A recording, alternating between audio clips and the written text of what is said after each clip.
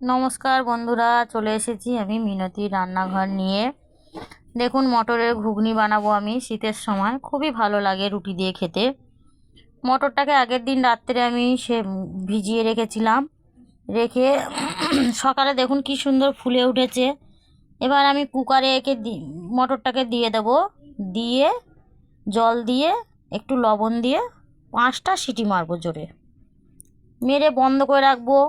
রেখে দেখুন লঙ্কা, পেঁয়াজ আর টমেটো, কড়াইয়ের মধ্যে তেল দেবো, তেজপাতা, গোটা গরম মশলা দিয়ে আমি পেঁয়াজটা দিয়ে দেবো, লঙ্কা দিয়ে দেবো, দিয়ে বন্ধুরা পেঁয়াজটা ভাজা হবে। এবার দেখুন মশলার মধ্যে আমি কী কী দিচ্ছি: টমেটো, লবণ, হলুদ, গুঁড়ো লঙ্কা, আদা বাটা, জিরে আর ধনে দিয়ে আমি একটু জল দিয়ে দেবো।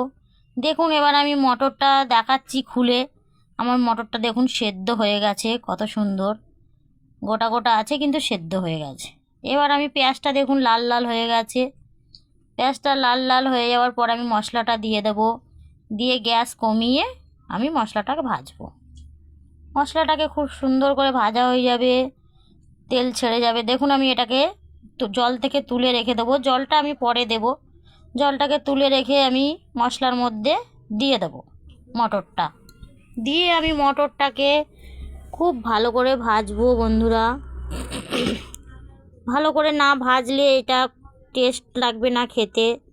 মটরটা দেখুন আমার গোটা গোটাই আছে। এবার আমি ওটাকে দিয়ে দেব জলটা, যেই সেদ্ধ করা জলটা ছিল আমার কাছে দিয়ে দিলাম, দিয়ে আমি গরম মশলা ধনেপাতা দিয়ে নামিয়ে রাখবো। গরম গরম